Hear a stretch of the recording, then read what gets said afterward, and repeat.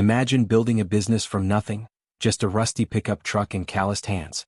Imagine pouring 30 years of sweat into it only to find out the two people you trusted most, your wife and your best friend, were plotting to take it all away. Well, that was my reality. And the way I turned the tables in court? Let's just say, it was the sweetest revenge of my life. If you've ever been betrayed by someone you trusted, hit that like button, subscribe and get ready. Because this isn't just a story about money.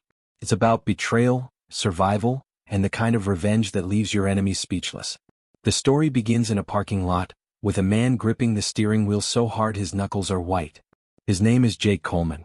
He's 51 years old, a rancher's grandson, and the owner of a construction company that employs 45 people and pulls in $12 million a year. But in this moment, Jake isn't thinking about payroll or projects. He's thinking about the words that just came out of his wife's mouth. Melissa, his partner of 22 years, just told him she wants half. Half of everything. The business. The ranch his grandfather homesteaded back in 1952. $8.5 million to be exact. Jake sat there stunned. He thought marriage was about loyalty, about sacrifice. They'd built a life together, or so he thought. Now his wife's voice was cold, clinical. She sounded less like a wife and more like a hostile lawyer. To understand Jake's pain, you need to understand the world he came from. Construction wasn't just his job, it was his creed. He lived by rules most people never even thought about. Problems arrive every morning. You solve them before lunch. You spend money to save time, not the other way around. And above all else, you protect what matters most.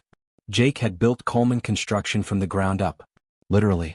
He started with a beat-up pickup truck, a set of tools, and a stubborn refusal to quit. Decades later, he had a company, a reputation, and employees who depended on him. And through all of it, he thought he had Melissa's support. She was never involved in the details. Never cared about depreciation schedules or project bids. She was happy to let him handle the numbers while she handled the house. Until suddenly she wasn't. It started small. Melissa began asking questions. Odd questions. How much equipment do we actually own? What's the cash reserve this quarter? Do you depreciate the bulldozers faster than the trucks? Jake brushed it off at first. Maybe she was just curious. Maybe she wanted to understand his world better. But then he noticed her writing things down. Taking photos of contracts when she thought he wasn't looking. The way her eyes lingered on balance sheets a little too long. It didn't sit right. One night at poker, Jake's oldest friend leaned across the table and said, "Buddy, when your wife starts memorizing your numbers, it's never for the right reasons." The words stung. But they planted a seed of doubt. Doubt turned into certainty when Jake learned Melissa wasn't just curious about the business. She was curious about Kyle Warren, Jake's business partner of 14 years. Kyle wasn't just an employee. He was family. Or so Jake believed. They had shared late nights on job sites, beers after long weeks, even Christmas dinners. Kyle was the guy Jake trusted with million-dollar deals. But trust cuts deepest when it's betrayed. Jake found out through a private investigator that Melissa and Kyle weren't just working together. They were sleeping together. And worse, they were planning something. Hotel receipts. Late-night meetings. Whispered conversations at the bank. Together, they were plotting to carve up Coleman Construction like a carcass. Splitting the clients, the equipment, even the land his grandfather had left behind. When Jake saw the evidence, his hands trembled. His heart pounded so hard it felt like it might burst through his chest. His wife. His partner. Both of them smiling to his face while planning to destroy everything he had built. For weeks Jake barely slept. He lay awake staring at the ceiling, replaying every conversation with Kyle, every smile from Melissa, wondering how long it had been going on. He thought about his employees, the 45 families depending on Coleman Construction. What would happen to them if Melissa and Kyle succeeded? He thought about the ranch, the land his grandfather had worked with his bare hands. Would it end up sold off piece by piece to cover Melissa's greed? One morning he looked in the mirror and barely recognized himself. His face was pale, his eyes bloodshot, his jaw clenched so tight it ached. That's when he knew. He couldn't just sit back and let this happen.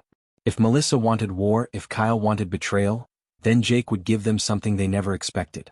Jake wasn't just a builder of roads and foundations. He was a builder of strategy. He knew how to solve problems, and this was the biggest problem of his life. So he called Greg Palmer, a seasoned attorney who knew every inch of Wyoming law. Together they created a plan. Step 1, restructure the business.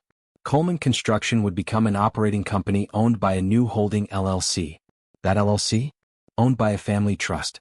Step 2, protect the ranch. The 160 acres his grandfather had left behind would be locked in the trust, untouchable by divorce courts or greedy hands. Step 3, gather proof. Patricia Russo, a former detective turned private investigator, dug deeper. She uncovered everything: Melissa's affair with Kyle, the stolen documents, the secret bank meetings, even the blueprint for a rival construction firm. Every lie, every betrayal, documented.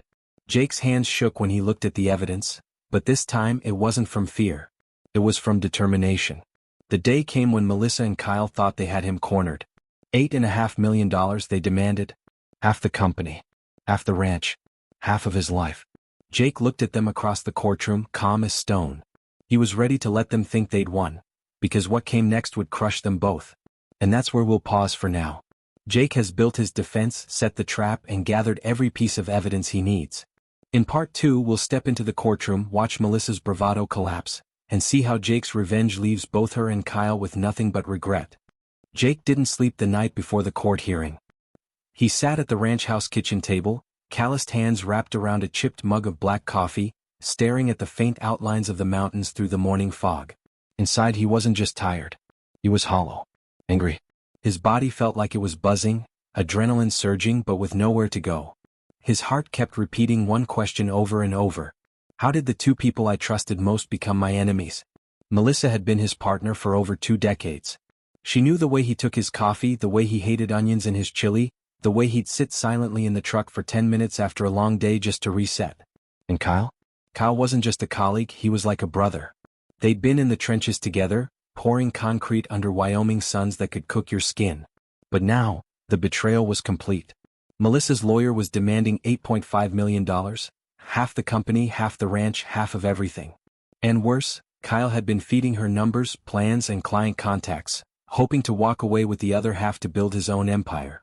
Jake set down the mug, took a long breath, and whispered to himself, "They think I'm stupid. They think I've already lost. They're about to find out just how wrong they are." The courtroom was packed that morning. Local contractors, bankers, even a few curious neighbors filled the benches. Word had gotten out. Everyone wanted to see if Jake Coleman, the man who built Coleman Construction from the dirt, was about to lose everything. Melissa walked in first. She was polished, dressed in a sleek gray suit, chin tilted high, her heels clicking like a metronome of arrogance. Kyle followed close behind, not as bold, but smirking just enough to make Jake's blood boil. Jake didn't make a scene. He didn't glare. He didn't speak. He just sat down, hands folded, eyes steady. Melissa's attorney started strong. "Your Honor, my client sacrificed 22 years of her life to support Mr. Coleman. She is entitled to her fair share of the business, the assets, and the ranch. $8.5 million is not greed, it is justice." Melissa actually smiled when those words hit the air. She was already tasting victory. Jake's lawyer, Greg Palmer, a no-nonsense Wyoming attorney who'd seen more ranch disputes than divorce cases, simply said, "We agree to the settlement, Your Honor." The room gasped. Melissa's smile widened.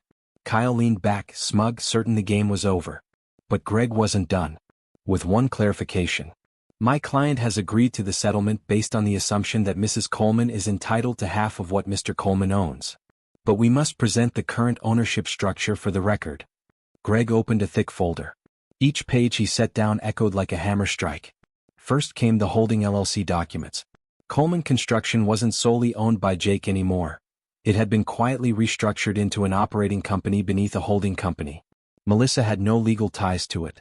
Then came the family trust papers.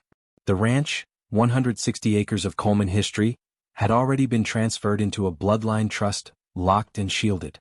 Melissa's name wasn't anywhere near it. Finally, Greg dropped the bomb. "Your Honor, Mrs. Coleman's expected share of $8.5 million does not exist.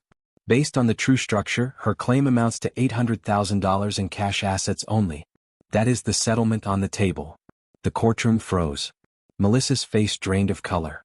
The smirk on Kyle's lips vanished. The banker who'd been whispering with Melissa looked like he wanted to sink through the floor. Jake finally looked up, meeting Melissa's eyes for the first time all day. His gaze was calm. "Cold. Final. You thought you could take everything, Melissa? But you forgot one thing. This business wasn't just mine. It was my family's. And I'll be damned if I let you or anyone else steal our legacy." Melissa exploded. She stood, voice shrill, shouting about betrayal, about unfairness, about how Jake had trapped her. The judge had to bang the gavel 3 times to shut her down. Kyle tried to save face, muttering that the documents were recent tricks. But Greg calmly reminded the court that the restructuring had been completed well over a year before Melissa filed for divorce. Fully legal, fully valid. The judge leaned forward, eyes narrowing. "Mrs. Coleman, you may accept the $800,000 settlement today, or we can proceed with a valuation that may result in even less. Choose wisely." It was over. Melissa, seething, agreed through clenched teeth. Kyle didn't even speak. He knew his dreams of piggybacking off Jake's empire were dead. The real victory wasn't just financial. A week later, news spread through town. Kyle Warren had tried to start his own firm, but without Coleman's contracts, equipment, or reputation, he floundered. No one wanted to work with a man who betrayed his own partner. Within 6 months, Kyle packed up and left Wyoming. Melissa? She took her $800,000 and moved to Colorado. For a while she flaunted it: new car, fancy condo, expensive clothes. But money burns fast when it isn't earned. Word got back to Jake that she was already chasing another investment scheme, with a younger man. Jake. He rebuilt.